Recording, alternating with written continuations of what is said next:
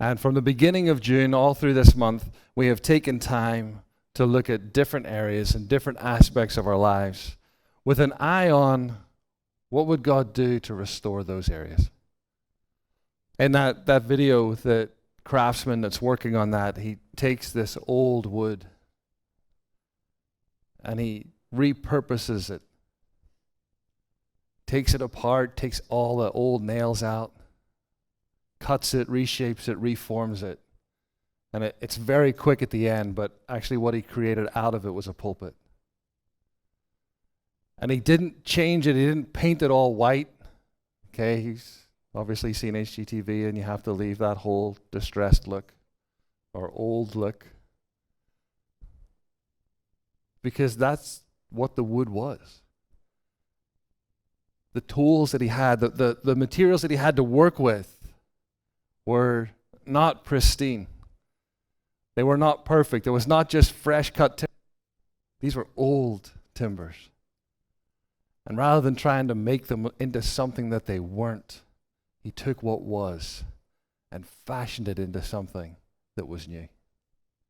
And that, the whole series, that's what we've been trying to look at, is how can we as individuals be like that wood? We're not shiny, we're not new. We've got bumps, we've got distress marks. And it's not that God wants to come and just to take all of that away, but God wants to come and take what he has, take who we are, and reshape and repurpose, and leave the marks, leave the scars, but to put us and to build us into something new with a purpose and a function. As we finish off this series, I want to just give you a quick recap. If you weren't here, you can catch up on all of our messages on YouTube. Just go to YouTube and look for Bowie City Church. We're the only one in the whole country. There isn't another one. There you are now. Which means that we come up every time you type our name in. We pop up really quickly. But you can go back and look. And we start off with this picture. And we used this picture at Allen Pond whenever we did Bowie Fest. And we had this up, and we asked people to look at this and ask if they were going to do some repairs, where would they start? That was the question. And so everybody, of course, looks at the bold text. Not many people looked at the italic text. They saw it afterwards. But initially, they kind of looked at the bold and were like, we need a new bedroom. And then they saw the word marriage underneath it, and it's like, do we need a new marriage? And we had one couple that had a little disagreement on that one. And he completely missed marriage and was like, well, yeah, we got to do some work in the bedroom. And she's like, it says marriage. I'm like, he's a guy. All right, yeah. He probably does need to do a little bit of work on that relationship. We looked at the bedroom, we looked at marriage. Diane looked at that in week 1, and then we went on to the living room and relationships. And as I said last week, if you come to my house, you're going to come into our living room. Literally, you're going to step 1 foot out of the doorway, and you're in our living room. We live in Little Cape Cod. That's how they're built. That's how they're designed. And you can come and you can hang out in my living room. You can sit there, you can drink coffee, we can chat all night long, but you probably will never see my bedroom unless you plan to clean it or paint it or something like that. See, our relationships that occur in the living room that we do life together with are very different to our relationship with our partner or our spouse. There's a different level of intimacy. There's a different level of depth. But both are important. And then we looked at the attic.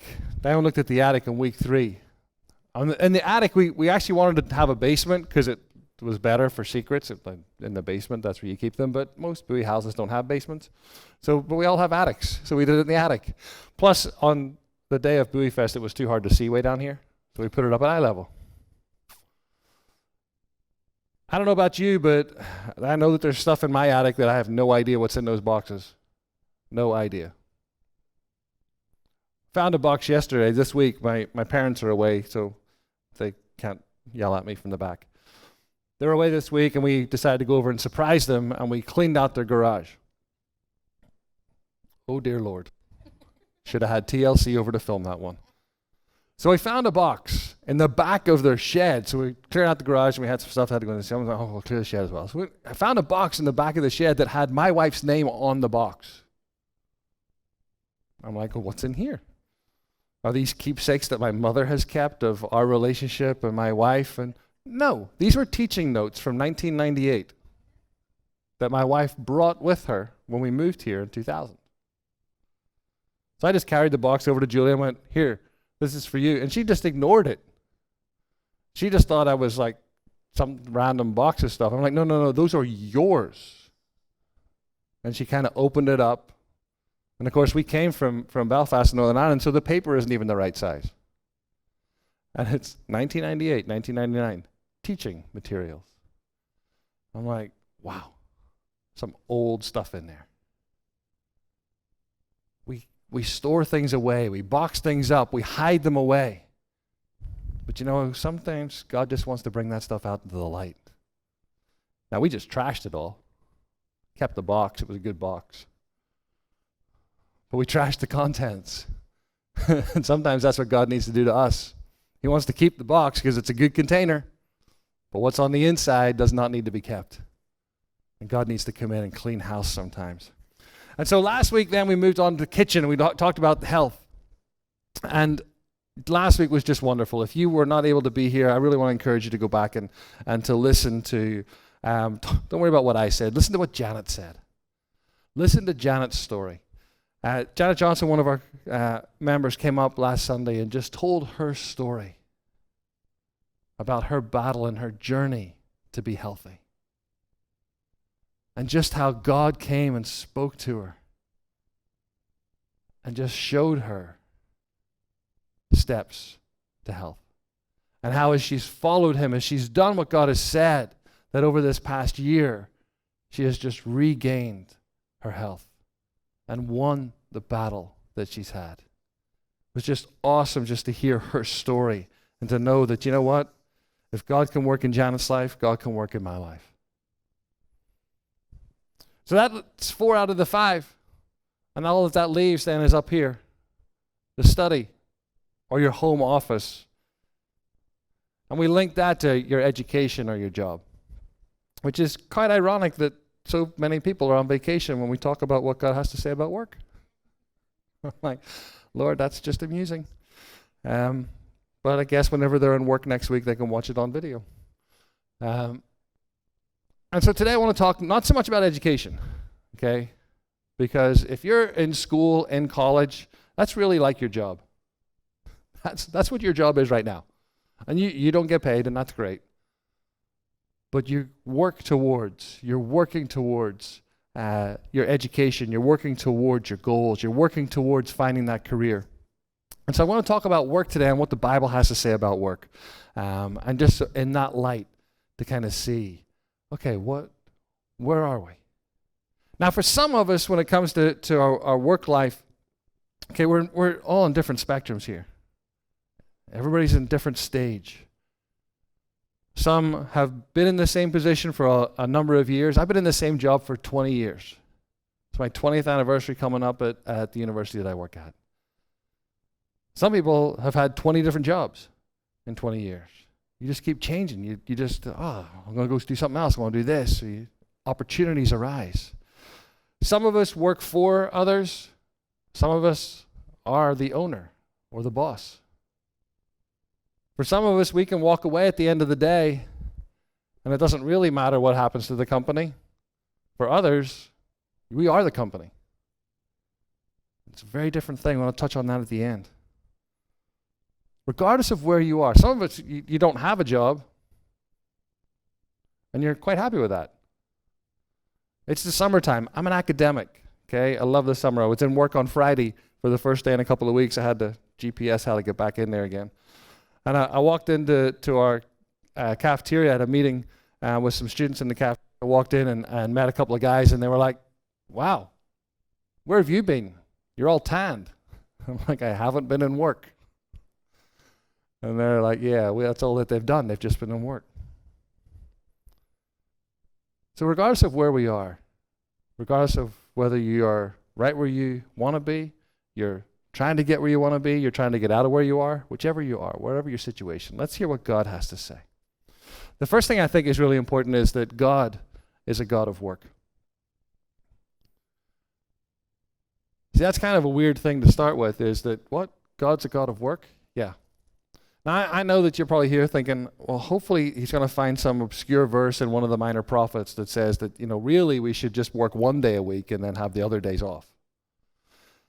No, I searched, but I couldn't find it. See, God is a God of work. And we were created in God's image, which means that we were created to work. The Bible also says that there's consequences if we don't work. So we're going to touch on these. We're going to look at some of these and really see what the Bible has to say. Now, God's a God of work. You've got to go way back to the beginning of time, the beginning of Genesis. In Genesis 2:2, it says this: by the seventh day, God had finished the work he had been doing. So on the seventh day, he rested from all his work. God worked for 6 days in the creation of the world. And on the seventh, he was done. So he took a day off. See, sometimes I think that we don't see that with God. We know the creation story. We know Genesis. We've read it all. We don't think about that as being work. But that's exactly what God was doing. He worked for 6 days. And then he took the seventh day off. See, I know for me that I enjoy my work, but I enjoy my days off way more than I enjoy my work. And so sometimes I'm in work trying to figure out how I can get a day off. But I haven't done the 6 days of work to actually get the day off, but I try to figure it out. But that's not how God designed us. If we are created in God's image, then we are created to be like him. We are created to resemble him. And if God is a God of work, then that's inbuilt into us, is to be people who work. In Genesis 1:26, it says, then God said, let us make mankind in our image, in our likeness. Well, if you're like someone, you do what they do. I love being out and watching, and particularly if I go to the mall, I don't particularly like malls, but I like coffee, and I can sit, and my wife can do the mall thing with the kids, and I can sit and watch the world go by. And I watch people, and I watch how they move, and I watch how they walk. I'm a physical therapist by profession, so I'm intrigued. I'm like, oh, there's a limp there. I wonder what's going on. And I try and diagnose people from a distance. And I love watching fathers and sons, or mothers and daughters walking together. Because whatever mannerisms the father has, very often the son has. You watch how somebody walks, and then you see their dad, and you're like, oh, yeah, that's where they get that from. There's a likeness. They're not the same person. They're completely separate, independent people. But there's a likeness. See, when people look at us and they see how we walk, they should see how Jesus walked. Because that's how we're made. We're made in his likeness. And so when people see us in our workplace, they should see what Jesus would be like in our workplace. It's a scary thought, isn't it? We'll come back to that later on. When I was looking at this, I thought, okay, so God worked, that's great, and creation obviously had to work because he had to make stuff, and then he took a day off, and he made man in the middle of all that. And in Genesis 2:15 it says this, the Lord God took the man and put him in the Garden of Eden to work. He put him in the Garden of Eden to work it and take care of it. I'm like, really? Didn't the garden just self-perpetuate? You ever thought about that? It kind of struck me this week that God made Adam and went, okay, here's a whole garden, go work it. What if Adam didn't like gardening? Maybe he was like me and killed every plant he ever touched. God, you stay over here, don't work on the rest of the garden. The angels will deal with that. You just play in the dirt over here. God created Adam and he put him to work in the garden. This is before the fall, by the way. In case you're like, oh, well, yeah, it's because the apple thing. No, this is before that. He was created to work. Adam's alone. He's working in the garden. And then God in his wisdom made Eve, because obviously Adam wasn't very good at it. Whatever he was doing, God said, it's not good for this man to be alone. How many wives have said that about their husbands? God made a helper. It says that God created Eve to be a helpmate, to help Adam. Help him do what? Wander around the garden and smell the bushes? No. To work in the garden. To work together in the garden. Now, I think that in that time, before the fall, work was probably a little easier. Because what it says in Genesis 3 and 17 and 19, it says, cursed is the ground because of you. Through painful toil, you will eat food from it all the days of your life. See, God created Adam to work in the garden, and Adam worked in the garden. It doesn't say it was terribly difficult. But as soon as they rebelled, as soon as they ate from the apple, that work became hard. That work became painful. Any of us going to work on Monday and you're just, yep, I'm right there, through painful toil. Go to your boss tomorrow and go, hey, you were in the Bible yesterday. I was? Yeah. In Genesis. They described you as painful toil. Just saying.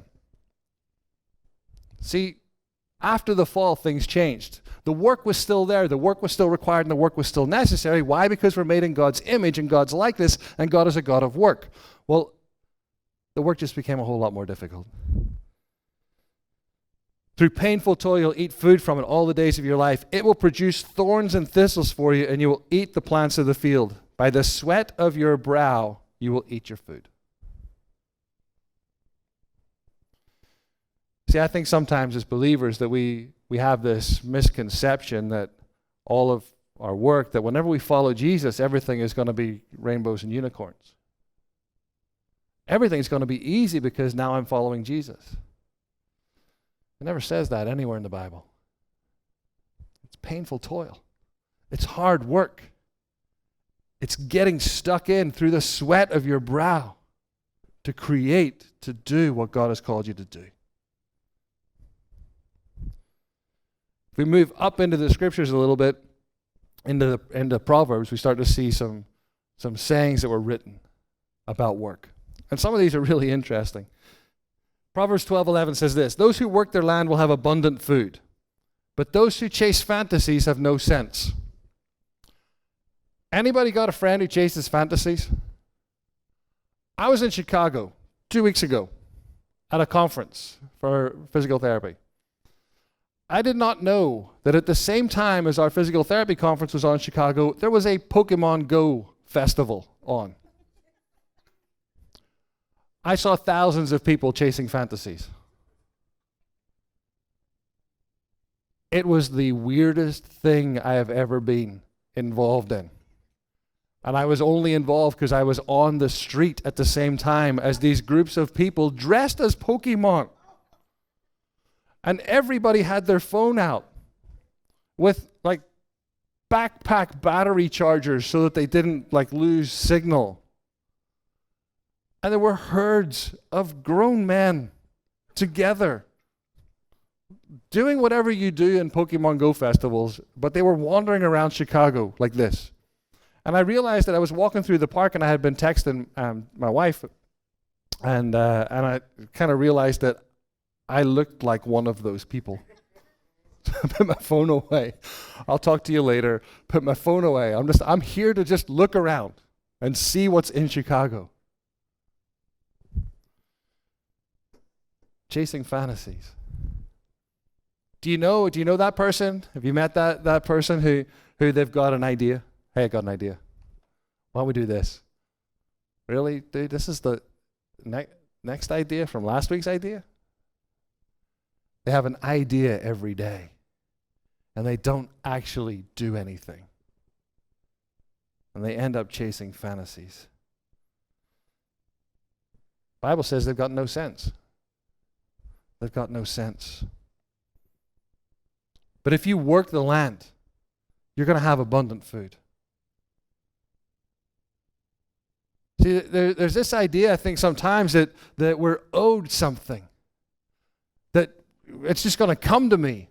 Why? Well, because I follow Jesus, so it's just going to come to me. And God says, okay, I'll give you a field.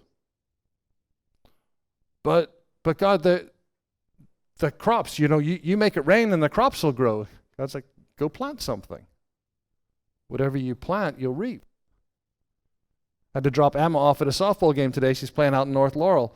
And driving by, and there's a tomato farm, it looked like, and there were guys out there with baskets picking tomatoes. 7 o'clock this morning.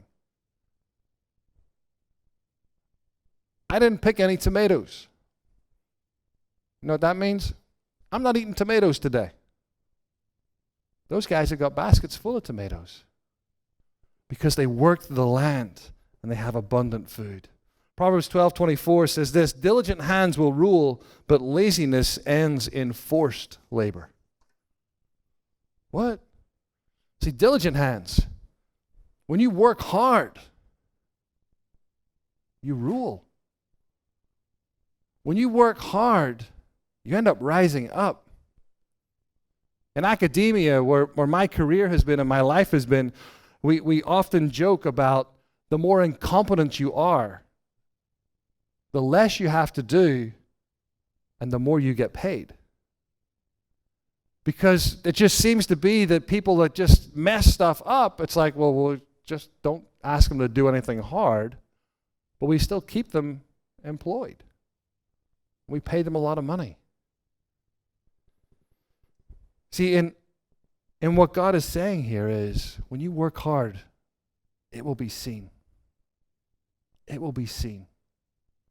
And it may not be immediate, but it will be seen and it will be noticed. If you're lazy, however, you know that that's going to be seen. You end up in forced labor. Forced labor is slavery. Being enslaved to your boss, enslaved to the business of the company that you work for, where your time is no longer your own, where you cannot have any grace in terms of the hours or the days that you are there. In my career, I've really worked hard, and I've had some wonderful bosses and some wonderful folks to work with. But I've really worked hard on making sure that I always meet the deadlines that they set. Because then the expectation and the understanding is that when I set a deadline, then Jason's going to hit it. Well, if I don't come in for a day, I don't get phone calls asking where I am. Because they know that, well, the deadline's coming up and he's going to hit the deadline. If he's not here, there's obviously a reason. If I never hit a deadline, though, I know as soon as I tried to take that day from home or work from home or do something different, I would end up in forced labor. Hey, where are you? I need you. I need to see you in the office. Right now, I have the luxury of being able to work from home, to being able to do different things, to manage my time. But I got to work hard. Proverbs 14:23 says this, all hard work brings a profit, but mere talk leads only to poverty. It's kind of like the verse earlier on. The people that always have a business for you, always have an idea for you, they always seem to be also borrowing money from you. Hey, I got this new lead. I got this new idea. Work it. Great. Awesome. Go do it. Go do it. I've seen this in the church world where people say, hey, I really believe that God has called me to step out and to start something new. I'm like, go do it. Go. Get after it. And if they don't do the hard work, then they don't achieve what God has called them to do. It's not going to come easy. But when all we do is talk, then we end up in poverty. We end up with nothing. Proverbs 6:10-11 is some of my favorite verses. I used to write this on Christmas cards just to freak people out. But it says this, a little sleep, a little slumber, a little folding of the hands to rest, and poverty will come on you like a thief and scarcity like an armed man. Because people always open up a Christmas card and go, oh, a Bible verse. And then they read that and go, what? Like New Year's resolutions.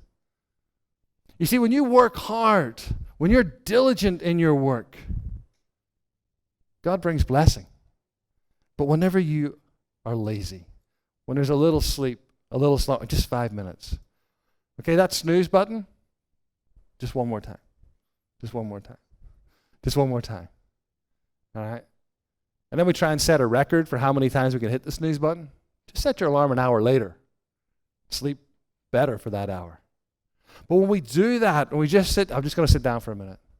I'm just resting my eyes. Anybody else use that one? I hear that one all the time. Just resting my eyes. No, you're not. You're asleep. You're snoring. Okay? That's not resting your eyes. Now, it's good to rest. But when our pattern becomes slumber, when our pattern becomes sleep, then poverty will come and scarcity like an armed man. And we've got to be careful not to get involved in that. In the New Testament, jumping ahead, 2 Thessalonians 3:10, it says this, "For even when we were with you, we gave you this rule, the one who is unwilling to work shall not eat." I've used this with my children. You got any food? You got a job?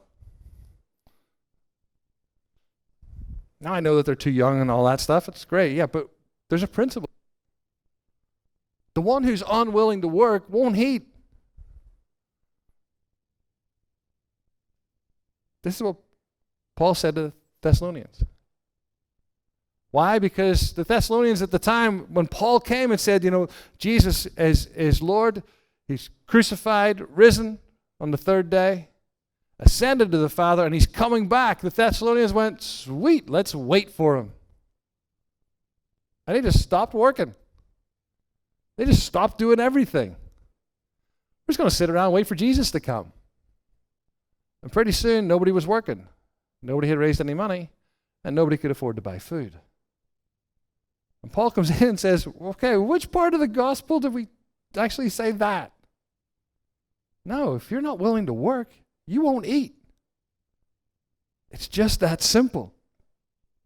And I think for us, there are times whenever we put onto God stuff that God doesn't even put onto himself. Well, God's going to provide. Yes, God is going to provide, but God may not provide in the way that we want him to provide. And that's where we can get caught out. See, I don't believe that God's going to let us go hungry. I don't believe that God is going to let us go for long periods of time without sustenance and support. In a little verse in the Bible, it says that even the birds of the air, God takes care of them. See, I believe that God's a loving God. I believe that God is for us and that God will provide for us and meet our needs. But I also believe that God sometimes meets our needs by giving us work to do. God's like, hey, here's a need that I have. Okay, well, here's how I'm going to meet that need. Sometimes it's a check that just drops through the mail. Not often, though, but it does happen. Sometimes somebody just comes to you and says, hey, God, just praying, and God just told me to come and give you this. I don't know what, but here, you have this, and be blessed. And we've experienced that in our lives, when Julie and our lives. When we first moved over here, we went to a small group, met some great people, and one of the guys was like, I don't know if you guys have got a car yet, but we have 3, so here, take one. I'm like, what? I've been in the country for 2 weeks. The guy just gave me a car. I'm like, what? Well, that was God meeting our needs.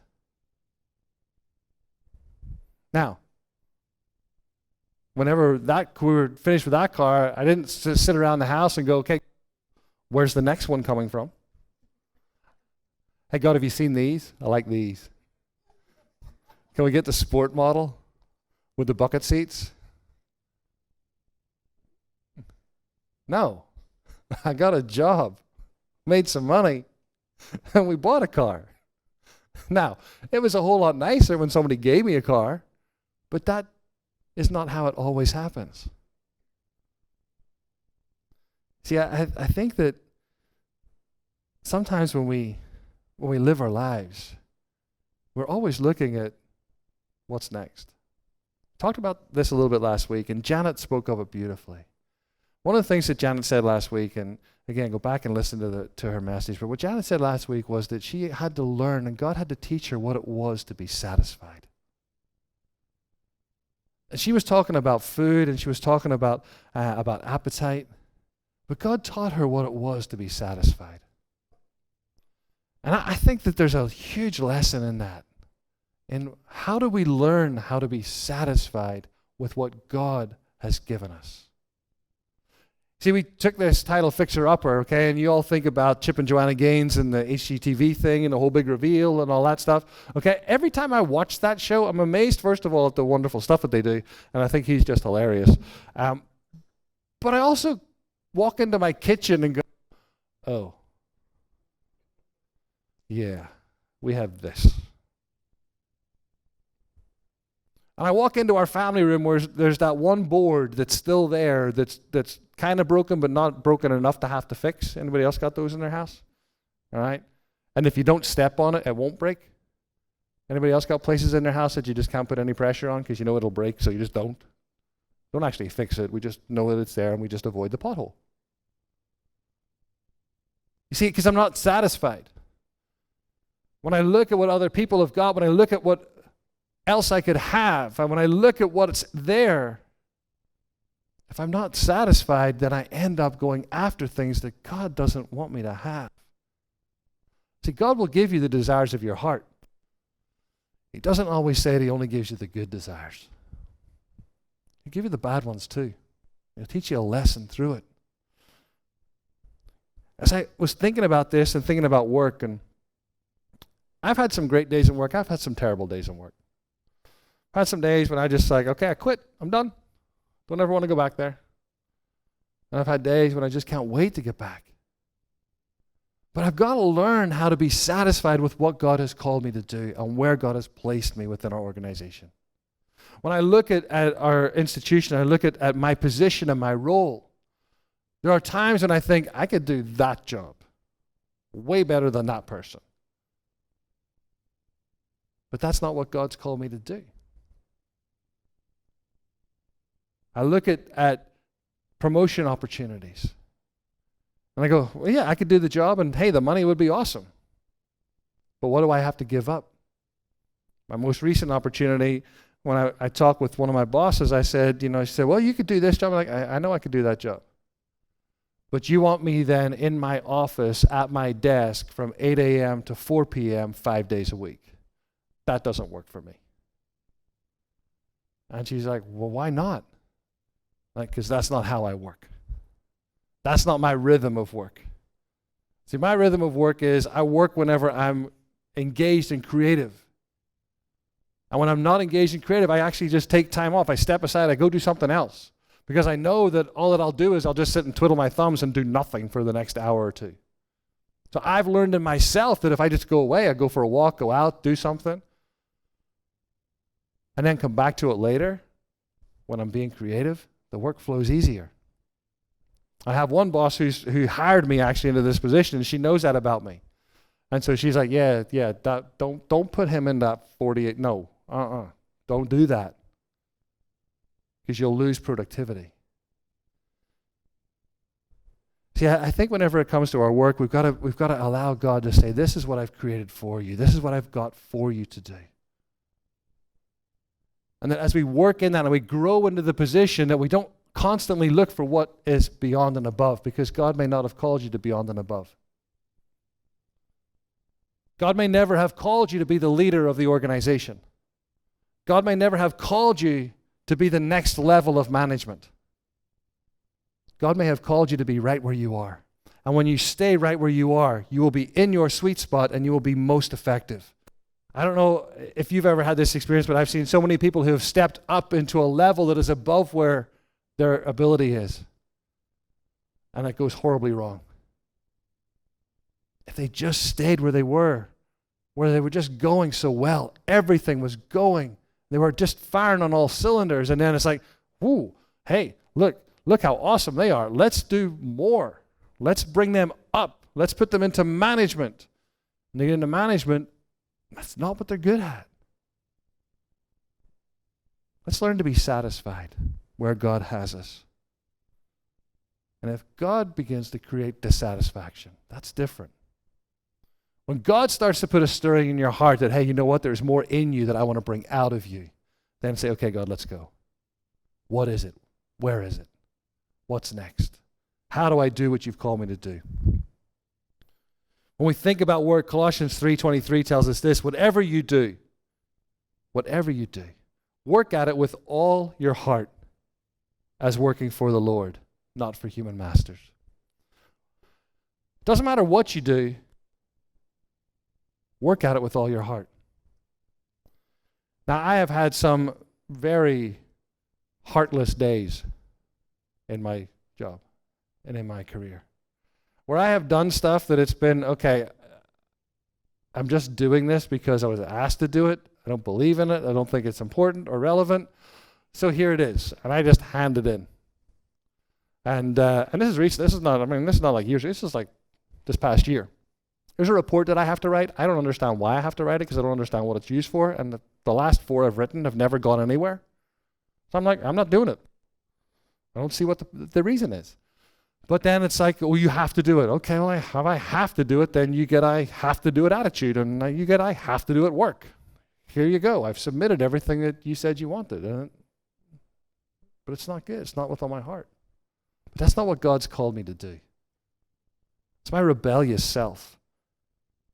What God actually asks us to do is says, whatever you do, even the stuff you don't understand, don't agree with, and don't like doing, whatever you do, work at it with all your heart as working for the Lord. That little phrase, you see, I've got some bosses, I've got some people that are above me that ask me to do stuff, and I just love working for them. All out. It's like they're just a dream to work with. It's just wonderful to be around them and to be engaged with them. And I've got some other people that are above me that ask me to do stuff that I just don't want to do it. Like, no. Get somebody else to do it. Colossians 3:23 says, work at it with all your heart as working for the Lord, not for human masters. See, when you go into work tomorrow, or you get those emails, and it's from that person, I want to challenge you to say, okay, this is not that person, this is God asking me to do this. How will that change your approach? This is God saying, hey, what I need you to do is this. And where your gut reaction to the person is, really, why? Or, it's not my job, you do it. No, this is God saying, hey, you know what I need you to do? I need you to do this. I need you to do this for me tomorrow. I need you to go and contact this person or talk to this person or to do this. When we change our approach and we change our attitude to our work, where we believe then that God is our master and not our boss, it's a completely different way of working. Now, I know that not every boss is the best one in the world. I know that you're probably thinking, there is no way I am even putting my boss and God in the same category. I'm not saying that. It doesn't matter who your boss is. It matters who your God is. It's real simple. Your attitude towards your work is more important than your aptitude in your work. Your attitude to your work is more important than your aptitude or your skill within your work. See, because God doesn't look at the outside. He doesn't look at what you can do with your hands. He looks at your heart. You might be the most creative. You might create the most wonderful things. You might do the best work around. But if your heart attitude stinks, then God is repelled by the stink. He's not attracted by the shiny things you made. And that's where we've got to change when it comes to our work. When it comes to looking at the work that we've got, when it comes to being where God has us right now, even if we don't like it, our prayer needs to be, God, change my attitude. Help me with my attitude to this job. Help me understand, God, that you provided this for me, and I don't know why, but you provided it, and I'm here, and I'm going to do it as if you were my boss. I'm going to put all of my heart into this.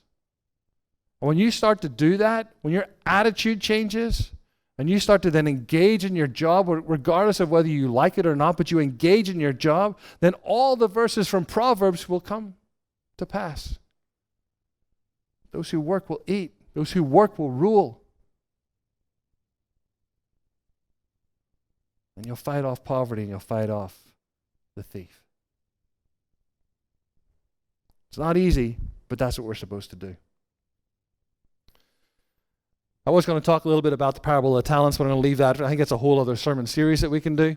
The parable of the talents, where the master had 3 servants and he gave them 1 talent, 2 talents, and 5 talents. I was prepping this week and looking that up. Did you realize that a talent was like 33 kilograms of gold? Which is like $1.4 million. I always thought it was like a little coin. In my head, I don't know whether it's just because of, the flannel graph, that's what they have, is like, here's a 1 talent and here's 5. I mean, I don't know, but I was like, what? Because we all pick on the guy who just buried it. Oh, he just hid it and he just brought it in and brought the same thing back. It was $1.4 million. I might have buried it too. That's a whole other series. One thing about that parable is the attitude of each of those people towards being an owner and being a hired person. John 10:12 says this. It says, the hired hand is not the shepherd and does not own the sheep. So when he sees a wolf coming, he abandons the sheep and runs away. And the wolf attacks the flock and scatters it. Now, often these verses are used to talk about pastors and about church leaders and about being called. But the basic principle here is that a hired help is different from an owner. And in the parable of the talents, the owner, the master, gives these gifts to these hired people. The one who buries the money and just returns back exactly what it was, doesn't even invest, it doesn't make anything on it, was just a hired help who saw wolves coming and just hid. The other 2 guys thought like the owner. How can I take this money and actually make something out of it? How do you think when you go into your work? Are you there as hired help? That when difficult times come, when a wolf comes to your business or the business that you work in, do you just go, hope the boss can handle this one, and step back? Or do you act like an owner?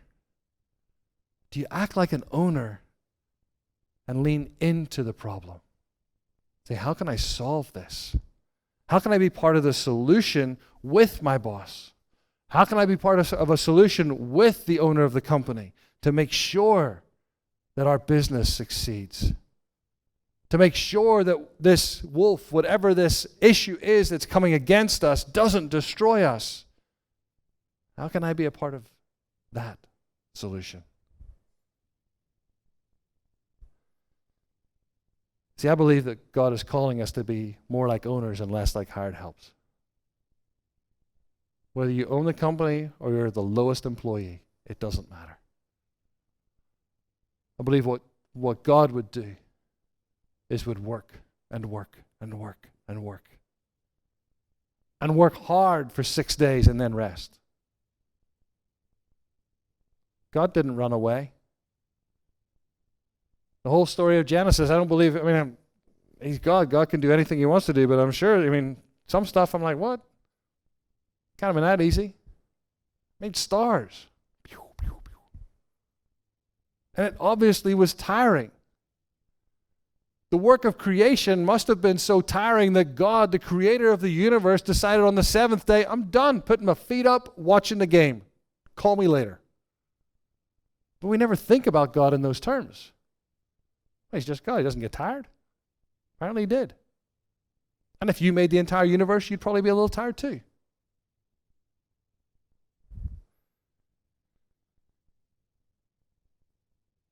But as the owner, when God watched his creation rebel against him, he didn't run away. He leant in and created a solution. See, when we go to work tomorrow, my prayer is that we go and we think about our attitude more than our aptitude. We think about how we approach our work and not the work that we do. We think about, am I going in here as a hired help, or am I going in here as an owner? Am I going in here to do what God has called us to do? Or am I just putting in my time to pay my mortgage? I'll leave us with this. Psalm 90 verse 17 says, "May the favor of the Lord our God rest on us. Establish the work of our hands for us." Yes, establish the work of our hands. That's my prayer for us this morning, and my prayer for you is that God's favor would rest on you. And when you go into work tomorrow, when you go into your business tomorrow, that God's favor would go with you, and He would establish the work for you, that He would bring it in. If you're the owner of a company, if you run your own business, that God would bring the work in that you need. If you're a part of a business, that God would bring the work in that you need, bring the clients that you need. Why? Because God's favor rests on you. And where you go, when you take the right attitude, you take God's favor with you. Let's pray. Father, I thank you that you are a God of work. Lord, I thank you that, God, you created us in your image, and you created us to be workers. So, Father, I pray, Lord, that today you would challenge us and speak to us, God, about our attitudes to our work. Not about the people that we work with, but about our attitudes. The things that we can impact, the things that we can change. And Father, I pray, God, that tomorrow, when we go into our businesses, or we go into our offices, or we go into the places where we work, God, that we would take your favor with us. That we would know, God, that your favor rests on us. And God, I pray that you would establish the work that we need. You would establish the work for us, God. God, I pray for those business owners who are a part of our group, God, that you would bring work to them, Lord. Father, that as they diligently work hard, that you would bless them, God. Bless them with the business that they need. Father, for those of us that work for organizations or companies or another boss, God, I pray, Lord, that as we go into our offices, as we go into our workplaces, God, that your glory would come with us. And it would impact our organizations and our businesses, God.